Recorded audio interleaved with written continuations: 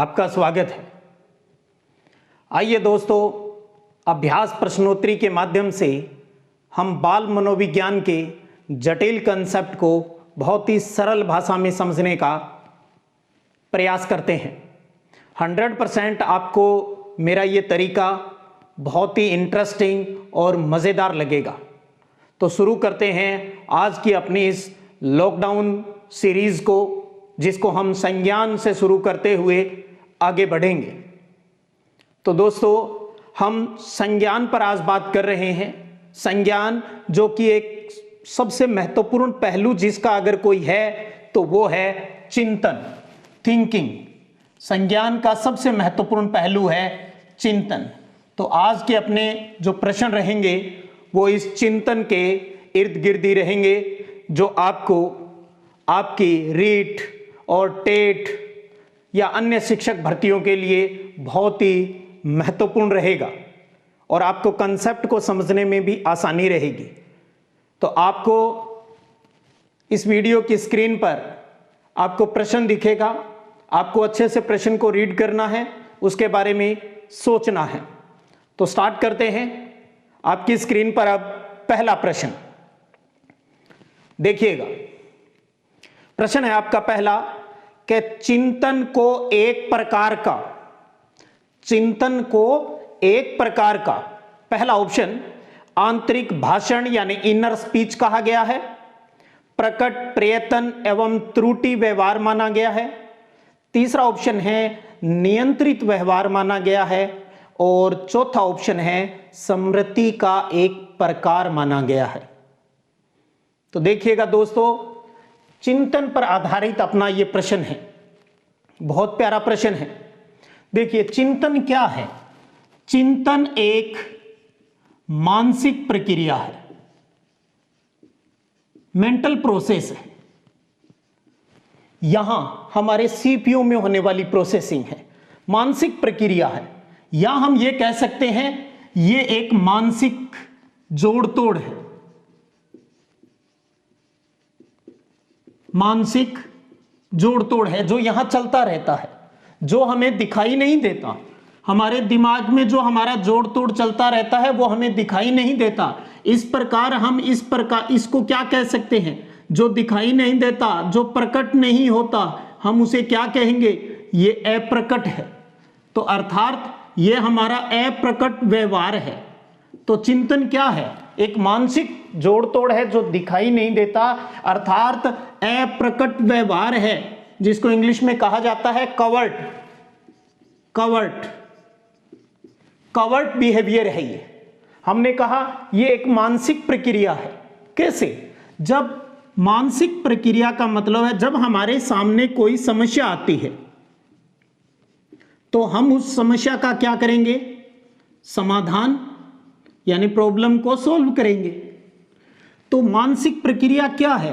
क्या समस्या आने और समाधान होने तक बीच की जो अवस्था है, बीच का जो प्रोसेस है, उसको कहा जाता है चिंतन कहा जाता है। समस्या यानी हम साइकोलॉजी में जिसे क्या कह सकते हैं? स्टिमुलस यानी उद्दीपक, और समाधान यानी रेस्पॉन्स यानी अनुक्रिया। उद्दीपन यानी स्टिमुलस एस और अनुक्रिया यानी रेस्पॉन्स। और ये जो मानसिक प्रक्रिया यानी समस्या आई और समाधान तक चला, तो इसका मतलब समस्या आने पर सॉल्यूशन की तरफ बढ़ना, यह हमारा क्या होता है? लक्ष्य होता है। तो इस प्रकार चिंतन क्या है? चिंतन एक प्रकार का लक्ष्य निर्देशित व्यवहार है। चिंतन एक प्रकार का लक्ष्य निर्देशित व्यवहार है। तो यानी हम चिंतन का हमारे सामने प्रश्न है कि चिंतन को एक प्रकार का, अब हम ये देखें क्या ये यहां पर ऐसा कुछ लिखा हुआ है भी अप्रकट है, मानसिक प्रक्रिया है, समस्या के समाधान की प्रक्रिया है। कब शुरू होता है चिंतन? चिंतन शुरू होता है जब हमारे सामने प्रॉब्लम आती है, समस्या आती है, कोई घटना होती है, कोई उद्दीपक आता है, तब व्यक्ति सोचना स्टार्ट करता है, अर्थात अपने लक्ष्य की तरफ चल पड़ता है। ठीक है, तो इसलिए इसे लक्ष्य निर्देशित व्यवहार है वो भी कहा जाता है। लेकिन यहां के ऑप्शन में क्या क्या बातें हैं इनमें से? पहला ऑप्शन है कि आंतरिक भाषण कहा गया है। तो इस बात को समझने के लिए भी, इस ऑप्शन को समझने के लिए हमें आना पड़ेगा चिंतन के साधन पर, चिंतन के टूल्स पर, यानी चिंतन में हमें किन किन चीजों से सहायता मिलती है। तो माना गया है भी चिंतन में एक तो होता है साधन प्रतिमा, इमेज, दूसरा होता है भाषा, लैंग्वेज, तीसरा साधन माना गया है संप्रत्यय, कंसेप्ट, और चौथा माना गया है प्रतिज्ञप्ति, प्रोपोजिशन। तो अब इसमें से अब अपने को पहले अच्छे से इस प्रश्न को समझना जरूरी है, क्योंकि ऐसे पढ़ने से कुछ नहीं होगा। पहला ऑप्शन है कि आंतरिक भाषण कहा गया है। तो देखिए, चिंतन का साधन क्या है? स्पीच है, भाषा है। आंतरिक संभाषण का मतलब क्या है? खुद से बातचीत करना, खुद से बातचीत करना, और भाषा के द्वारा ही चिंतन की जो प्रोसेसिंग है वो निर्धारित होती है। तो इसलिए यहां कहा गया है भी चिंतन एक प्रकार का क्या है? आंतरिक भाषण है। तो इसका पहला ऑप्शन सही होगा। अब बाकी के क्यों नहीं होंगे, आप गौर कीजिए दूसरे प्रश्न पर। प्रकट, हमने कहा यह तो अप्रकट है भाई, अप्रकट है, लेकिन इसके साथ वो क्या कह रहा है कि प्रयत्न और त्रुटि। आपको यह भी समझना है भी प्रयत्न और त्रुटि, ट्रायल एंड एरर। आपको थोरनडाइक का सिद्धांत याद आ रहा होगा, अधिगम में आपने पढ़ा होगा। प्रयत्न और त्रुटि भी क्या है? ये भी समस्याओं को हल करने की एक प्रोसेस है। इससे भी प्रॉब्लम का सॉल्यूशन ही होता है। लेकिन यहां पर एक इसकी जो खासियत है वो ये है भी संभावित हल हमें जब तक नहीं मिलता तब तक हम प्रयास करते रहते हैं। ठीक है, प्रयत्न और जो त्रुटि है उसका मतलब क्या है? जब तक हमें सॉल्यूशन नहीं मिलता तब तक हम प्रयास करते रहते हैं। तो होता तो इससे भी समस्या का समाधान है, लेकिन प्रकट नहीं होता, क्योंकि जो अंदर चल रहा है वो प्रकट कैसे होगा? इसलिए दूसरा ऑप्शन नहीं हो सकता। तीसरा क्या? नियंत्रित व्यवहार माना गया है। भाई ये तो यहां चल रहा है, इस पर तो कंट्रोलिंग है ही नहीं, कमबख्त चलता ही रहता है। चौथा है स्मृति का एक प्रकार माना गया है। बिल्कुल नहीं है जी, चिंतन स्मृति का प्रकार नहीं है। जबकि हां, संज्ञान में हम स्मृति, प्रत्यक्षीकरण और समस्या समाधान, जो रीजनिंग है, तर्कणा है, बुद्धि है, ये सारी चीजें इस संज्ञान में, संज्ञानात्मक में शामिल होती है। लेकिन चिंतन के लिए बुद्धि सहायक हो सकती है, लेकिन उसका प्रकार नहीं है। तो पहले इस प्रश्न का उत्तर है भी चिंतन को एक प्रकार का आंतरिक भाषण कहा गया है। तो अब अगले प्रश्न पर, आपकी स्क्रीन पर है अब दूसरा प्रश्न। देखिएगा, बहुत प्यारा प्रश्न है, बड़ा मजा आता है ऐसे प्रश्नों को हल करने में। प्रश्न देखिएगा आपकी स्क्रीन पर, मेरे पास लिखा हुआ है, चिंतन करते समय सिर खुजलाना। चिंतन करते समय सिर खुजलाना एक उदाहरण है। पहला ऑप्शन प्रकट प्रयत्न एवं त्रुटि का, दूसरा अप्रकट प्रयत्न एवं त्रुटि का, तीसरा सृजनात्मक व्यवहार का, चौथा उपयुक्त सभी प्रकार का। तो कीजिए आप भी चिंतन, क्या इसका उत्तर हो सकता है? चिंतन करते समय सिर खुजलाना, सृजनात्मक का मतलब तो बिल्कुल कुछ नया है, क्रिएटिव है। तो सिर खुजलाना तो कुछ नया हुआ नहीं, तो इसका मतलब तीसरा तो ऑप्शन नहीं होगा इसमें। तीसरा नहीं होगा तो चौथा तो बिल्कुल भी नहीं होगा। अब बात आ गई पहले और दूसरे पर। एक तो कह रहा है प्रकट यानी अवर्ट, प्रकट को बोलते हैं अवर्ट, और दूसरा ऑप्शन में है अप्रकट, कवर्ट। क्योंकि ध्यान, एक चीज आप जरूर प्रश्नों को हल करते समय ध्यान दीजिए, जो चिंतन है वो आप हमेशा ट्रायल और एरर के साथ नहीं जाएंगे। ठीक है, यहां एक चीज है अप्रकट और प्रकट में ही है। चलो ट्रायल और एरर हो रही है उससे भी समस्या का समाधान है, हमने मान लिया भी होता है। प्रकट का मतलब होता है भी हाँ ये सोच रहा है, इसका मतलब सामने वाले को दिख रहा है भी वो सिर खुजला रहा है, उसे लग रहा है भी ये कुछ सोच रहा है। अप्रकट का मतलब है भी दिखाई नहीं देता, तो यहां अपने आप ही दिख रहा है भी वो सिर खुजला रहा है तो हमें दिखाई दे रहा है, इसलिए इसका सही आंसर होगा इसका भी पहला उत्तर, प्रकट प्रयत्न एवं त्रुटि का।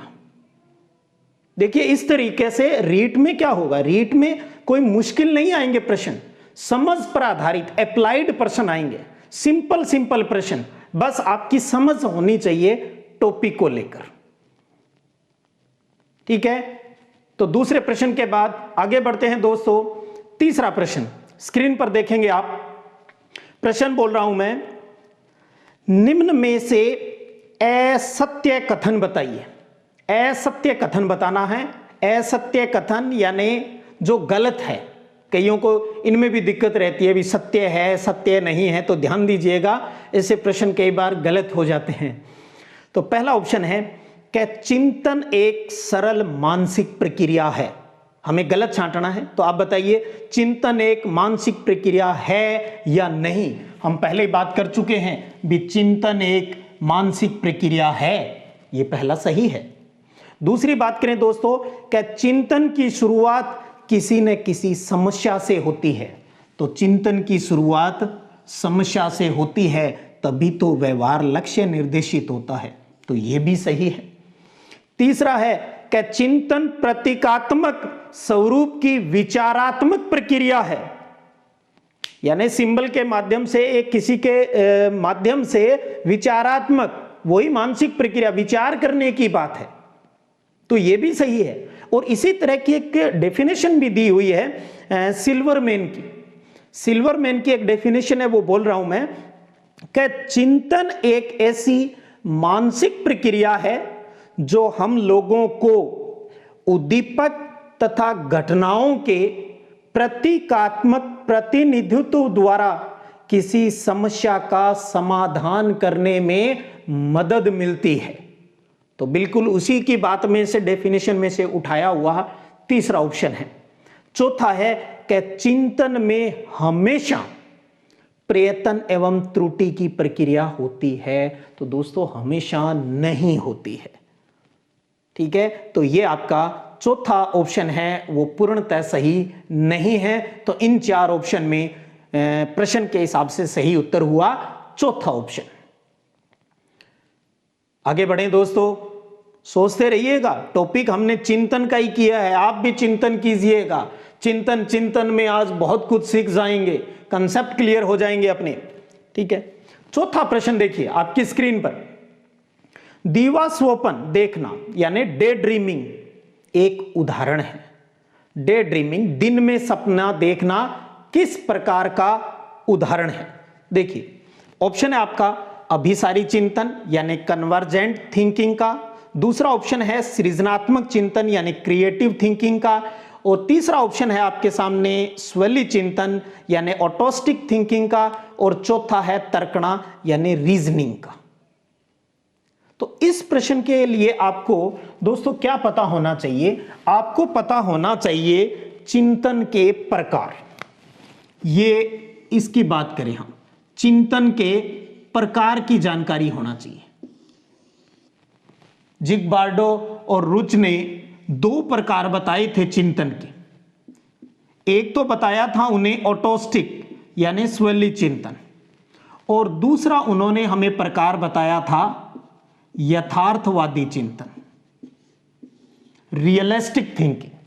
स्वैली या ऑटोस्टिक थिंकिंग, इसका मतलब होता है कल्पना, सिर्फ पड़े पड़े कोरी कल्पना करना, और जब हम ऐसी पड़े पड़े कल्पनाएं करते हैं, स्वप्न देखते हैं, स्वप्न में चित्र चलते रहते हैं, या हमारी कोई अभिलाषा है, इच्छाएं चलती रहती है, तो उनसे समस्या का समाधान तो नहीं होगा। घर पर पड़े पड़े ये सोच ले भी हम बिना पढ़े ही रीट क्लियर कर देंगे, एक दिन हमारा सिलेक्शन हो जाएगा, मैं बढ़िया सा मकान बना लूंगा, एक गाड़ी ले आऊंगा, फिर मुझे लोग घरवाली दे देंगे मुझे एक, और उसे गाड़ी में घुमाऊंगा। तो ये तो पड़े पड़े अपनी इच्छाओं के बारे में सिर्फ इमेजिनेशन करना है, इससे समस्या का सॉल्यूशन तो नहीं होगा दोस्तों। खाली बहुत से वीडियो देखते रहने से भी नहीं होगा, आपको डिसाइड करना पड़ेगा भी आपको मोबाइल पर, यूट्यूब पर क्या देखना है और कितना ही देखना है, क्योंकि उससे भी माइंड खराब होता है। तो यानी यहां पर ये किसका, खाली कल्पना, दिन में स्वप्न देखना, इससे कोई समस्या का समाधान नहीं होता, वो ऑटोस्टिक है, स्वैली चिंतन है। तो इसका सही आंसर फिर क्या हुआ, इसका आंसर हुआ दोस्तों तीसरा, स्वैली चिंतन। आगे बढ़ते हैं, पांचवा प्रश्न आपके सामने कि छात्र जीवन में यदि कोई यह सोचता है कि वह बड़ा होकर आईएएस ऑफिसर बनेगा और देश में बहुत सुधार लाएगा, तो उसका यह चिंतन एक उदाहरण का, यानी किस प्रकार का उदाहरण है? ऑप्शन वही स्वैली चिंतन का, अपसारी चिंतन का, अभिसारी चिंतन का, आलोचनात्मक चिंतन का। तो वही बात है, छात्र जीवन में स्टूडेंट ये अभी तो सोच रहा है आईएएस बनना है, देश की सारी समस्याएं सॉल्व कर दूंगा, ये कर दूंगा, वो कर दूंगा, तो अभी तो अपनी इच्छाएं ही पाले बैठा है, उनके लिए कर कुछ नहीं रहा है। तो किस प्रकार का, तो उत्तर क्या होगा इसका, सेम, दिन में सपने देखो या ऐसी इच्छाएं पालो, तो वो कहलाता है दोस्तों स्वैली चिंतन, ऑटोस्टिक थिंकिंग कहलाता है, यानी काल्पनिक विचार है, समस्या का समाधान नहीं है इसमें। आगे बढ़ते हैं, छठा प्रश्न आपकी स्क्रीन पर। प्रश्न है कि जिस चिंतन में मौलिकता, लचीलापन तथा प्रवाहिता पर अधिक बल डाला गया है उसे कहा जाता है। ऑप्शन आपका पहला अभिसारी, दूसरा सृजनात्मक, तीसरा स्वैली और चौथा आलोचनात्मक चिंतन। मौलिकता, कुछ नया, कुछ हटके। देखिए दोस्तों, हमने कहा जिग्बार्डी और रुच ने दो प्रकार बताए चिंतन के, स्वैली और यथार्थवादी। यथार्थवादी चिंतन कौन सा होता है, वो वास्तविक सोच जिससे किसी समस्या का समाधान होता है, वो यथार्थवादी। उन्होंने जिग्बार्डी और रुच ने हमें इसमें तीन प्रकार बताए थे। एक बताया था अभिसारी चिंतन, दूसरा उन्होंने बताया था अपसारी चिंतन, और तीसरा बताया था हमें आलोचनात्मक चिंतन। अभिसारी, अपसारी और आलोचनात्मक चिंतन पर बात की थी।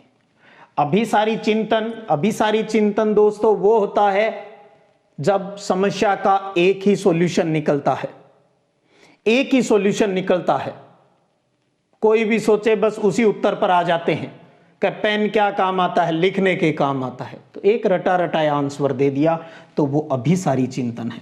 कि 2 और 2 कितने होते हैं, 4 है, सबको पता है, फिक्स उत्तर है, एक ही उत्तर है, 2 और 2 4 ही होंगे, वो अभिसारी चिंतन कहलाता है।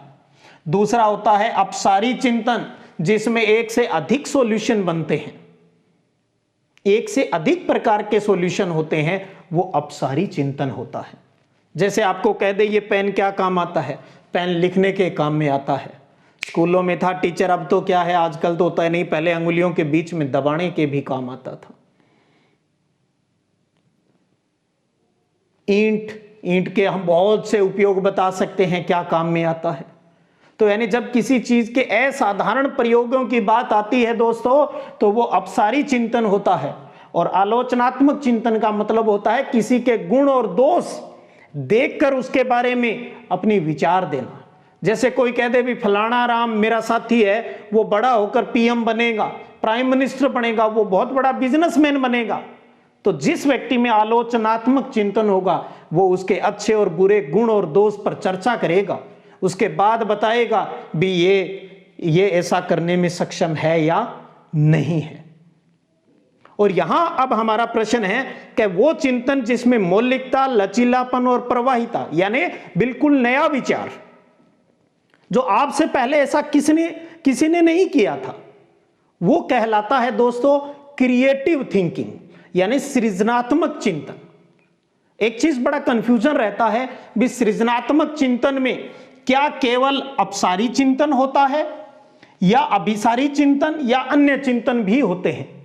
ध्यान दीजिएगा, सृजनात्मक चिंतन में जो बाहुल्य होता है वो अपसारी चिंतन का अधिक होता है, लेकिन इसका मतलब ये नहीं है भी उसमें अभिसारी या आलोचनात्मक अन्य चिंतन नहीं होते, वो भी समाहित रहते हैं। तो मौलिकता की जहां बात आ जाए दोस्तों, तो वहां सृजनात्मकता की बात आएगी। तो इस प्रश्न का उत्तर होगा दूसरा, सृजनात्मक चिंतन। आगे बढ़ते हैं, सातवां प्रश्न। डेफिनेशन है एक, सिर्फ यह पूछा है भी ये किसकी है। हम लोग पूरे शरीर के सहारे चिंतन किया करते हैं, we think with our whole body. यह कथन किन का है? ऑप्शन है कोहलर का, वाटसन का, ओसगुड का और वर्दाइमर का। दोस्तों बहुत प्यारा प्रश्न है चिंतन को लेके, लेकिन इसने कहा हम सिर्फ यहाँ से सीपीयू से ही नहीं सोचते, हम होल बॉडी से ही चिंतन करते हैं। ये बात कहने वाला व्यवहारवाद का जनक जेबी वाटसन ने हमें यह बताया था कि हम लोग पूरे शरीर के सहारे चिंतन करते हैं। तो सीधी सी बात है, इससे वो क्या सिद्ध करना चाहता है? वो ये सिद्ध करना चाहता है भी हम पेशीय क्रियाओं से सीखते हैं, हम मस्कुलर एक्टिविटीज से है वो सीखते हैं। तो इस प्रश्न का उत्तर है दोस्तों दूसरा, वाटसन की डेफिनेशन है। आगे बढ़ते हैं, आठवां प्रश्न आप अपनी स्क्रीन पर देखिएगा। आठवां प्रश्न, वाटसन ने, अब उसी वाटसन से ही जुड़ा प्रश्न फिर है, वाटसन ने चिंतन में निम्न में से किसके महत्व पर अधिक बल डाला है?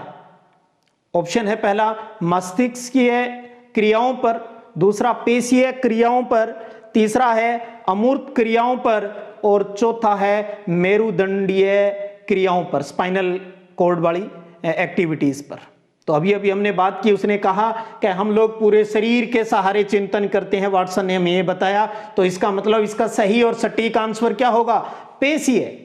पेशीय क्रियाओं द्वारा ही चिंतन पर बात कही उसने, अपनी उस डेफिनेशन के माध्यम से यह बात समझाने की कोशिश की। तो दूसरा ऑप्शन इसका बिल्कुल सही है। आगे बढ़ते हैं दोस्तों, नौवां प्रश्न, सृजनात्मक चिंतन की 4 मुख्य अवस्थाएं हैं, जिनका सही क्रम कौन सा है? नौवां प्रश्न है, सृजनात्मक चिंतन की 4 अवस्थाएं मुख्य है, जिनका सही करेक्ट ऑर्डर कौन सा है?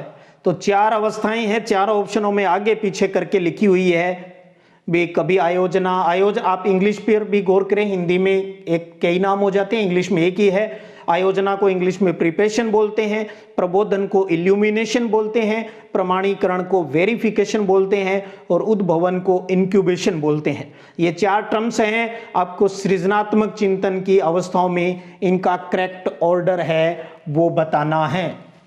तो अब मैं ऊपर वाले को यहाँ अब जरूरत नहीं है इसकी, अब हम इनके क्रम पर बात करते हैं दोस्तों। देखिएगा, सृजनात्मक हमने पहले ही बात की, सृजनात्मक का मतलब है दोस्तों नए विचार पैदा होना जो पहले से ज्ञात नहीं थे। और मैंने आपको पहले ही बताया इसमें जो अपसारी चिंतन है, डाइवर्जेंट जो थिंकिंग है वो इसमें ज्यादा होता है, ठीक है। और हालांकि इसमें अन्य चिंतन भी शामिल है।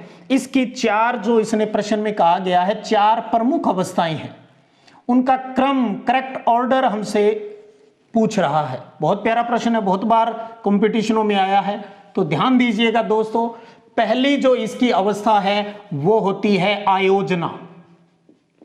आयोजना, जिसे तैयारी करना भी कहते हैं, यानी तैयारी की अवस्था।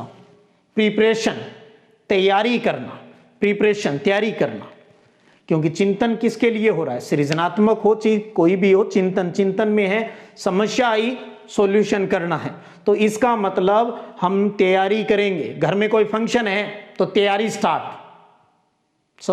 स्टार्ट, इसका मतलब इस स्टेज पर हो आप, उस टाइम आयोजना तैयारी पर हो। कुछ आप चाहते हो शादी का फंक्शन है तो बहुत कुछ हटके हो, अच्छा हो, ये हो, तो यानी आपके जो कार्यक्रम है अर्थात हम साइकोलॉजी के हिसाब से समझे तो समस्या से जुड़े हुए तथ्यों और प्रमाणों को आप क्या करेंगे, एकत्रित करना स्टार्ट कर देंगे। तो वो पहला स्टेज होगी आयोजना या तैयारी। तो दूसरी स्टेज होती है इंक्यूबेशन, या यूं समझ लें अपने समझने के लिए, भैया अब चुप रह के सोच रहा है, ठीक है। तीसरी जो स्टेज है दोस्तों आपके ऑप्शनों के हिसाब से चल रहे हैं, प्रबोधन, इल्यूमिनेशन, प्रबोधन। अब हम ये समझे भी प्रबोधन क्या है। प्रबोधन का मतलब, इल्यूमिनेशन का मतलब है दोस्तों अचानक समस्या का सॉल्यूशन हो जाना। अचानक समस्या का सॉल्यूशन है वो दिमाग में आ जाना। तब तो हमें गेस्टाल्ट थ्योरी भी याद आ जानी चाहिए, इनसाइट, सूझ में भी क्या होता है, इनसाइट थ्योरी में क्या होता है, कोहलर, वर्दाइमर, कोफका ने हमें क्या बताया भी अचानक समस्या का सॉल्यूशन आता है। तो सेम उसी से मिलती जुलती बात है प्रबोधन की। इल्यूमिनेशन का मतलब है समस्या का समाधान है वो अचानक उसकी अनुभूति होती है, अचानक ही समस्या के समाधान की अनुभूति होती है, वो प्रबोधन कहलाता है। और चौथा है प्रमाणीकरण, वेरिफिकेशन, प्रमाणीकरण। इसके अंतर्गत सीधी सी बात है भी हमने जो डिसीजन हमारे दिमाग में आया है उसका इवेल्युएशन कर ले, मूल्यांकन कर ले भी हाँ भी ये सही है, क्या इससे फायदा होगा, तो वो प्रमाणीकरण है। तो दोस्तों अब देख लीजिएगा आप, पहला ऑप्शन, ये क्रम है चारों का। सबसे पहले होता है सृजनात्मकता में आयोजना यानी तैयारी, दूसरा उद्भवन, तीसरा प्रबोधन और चौथा प्रमाणीकरण। तो इस आधार पे आप देखिएगा चार ऑप्शनों में कौन सा सही बैठेगा। दूसरा, आयोजना, उद्भवन, प्रबोधन और प्रमाणीकरण। तो इस प्रश्न का जो सही उत्तर रहेगा आपका वो 2 नंबर ऑप्शन रहेगा। आगे बढ़ते हैं दोस्तों, 10वां प्रश्न स्क्रीन पर देखिएगा आप। तो 10वां प्रश्न है कि सृजनात्मक चिंतन की वह अवस्था जिसमें चिंतनकर्ता लक्ष्य की ओर कोई स्पष्ट प्रगति नहीं करता है और वह कुंठित महसूस करता है या निष्क्रिय रहता है को क्या कहा जाता है। बहुत प्यारा प्रश्न है, उत्तर दे सकते हो आप। अभी अभी हमने सृजनात्मक चिंतन के 4 क्रम पढ़े हमने। आपके ऑप्शन यही है, पहला ऑप्शन प्रिपरेशन का दे रखा है, दूसरा इंक्यूबेशन, तीसरा इंस्पायरेशन, अंतःस्फुरण और चौथा वेरिफिकेशन, सत्यापन। क्या सृजनात्मक चिंतन की वह अवस्था जिसमें चिंतनकर्ता लक्ष्य की ओर कोई स्पष्ट प्रगति नहीं करता और वह कुंठित महसूस करता है या निष्क्रिय रहता है, पैसिव अवस्था में रहता है, एक्टिव नहीं है।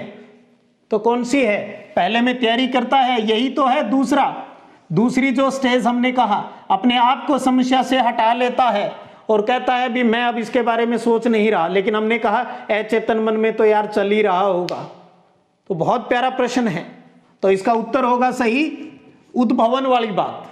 कौन सा ऑप्शन है इसके अंतर्गत, दूसरा ही ऑप्शन है उद्भवन, इंक्यूबेशन की अवस्था है।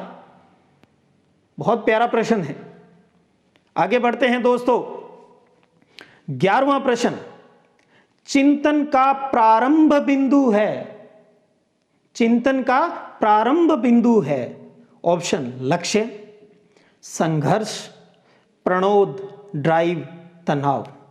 हमने स्टार्ट में ही कह दिया था दोस्तों, जब चिंतन कब शुरू होता है, जब समस्या आती है तो उसके समाधान के लिए होने वाली मानसिक प्रक्रिया है। किसके समाधान के लिए, उस प्रॉब्लम के सॉल्यूशन के लिए। तो इसका मतलब जैसे होता है ना, दिन में हम सुबह उठने से, खाना खाने से लेके, अगर आप अपने हार्ड से हार्ड, जैसे स्कूल का बच्चा है 8वीं क्लास 10वीं क्लास का, तो सुबह उठने से अपने नित्य क्रिया करने से गणित पढ़ने तक की सारी समस्याओं का सॉल्यूशन करता है वो। तो यानी वो क्या है, उसके वो कोई भी गतिविधियां करना उसके लिए क्या है, उसके लिए लक्ष्य है। तो चिंतन क्या है, चिंतन एक लक्ष्य निर्दिष्ट व्यवहार है, लक्ष्य निर्दिष्ट व्यवहार है। तो बिल्कुल बड़ा क्लियर कट यहां पता चल रहा है भी चिंतन का प्रारंभ बिंदु, इन ऑप्शनों में क्या हम उत्तर लगाएंगे, वो लक्ष्य है। लक्ष्य, इस प्रश्न के ऑप्शन के हिसाब से लक्ष्य। आगे बढ़ते हैं और आज का अंतिम प्रश्न दोस्तों, 12वां प्रश्न, निम्न में से कौन चिंतन की इकाई नहीं मानी जा सकती? यानी चिंतन का टूल कौन सा नहीं है? प्रतिमा, भाषा, संप्रत्यय और सृजनशीलता। चिंतन की इकाई यानी उसका टूल्स, यानी उसका तत्व या साधन की बात कर रहा है। हमने बात की है दोस्तों भी चिंतन के 4 साधन हैं, प्रतिमा इमेज, लैंग्वेज भाषा, कंसेप्ट यानी संप्रत्यय और चौथा प्रतिज्ञप्ति प्रोपोजिशन। तो आप देख लें इनमें से कौन सा नहीं है।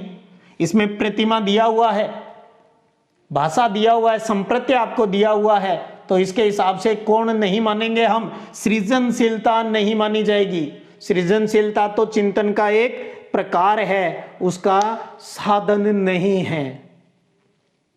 तो ये था 12वें प्रश्न का सही आंसर चौथा है।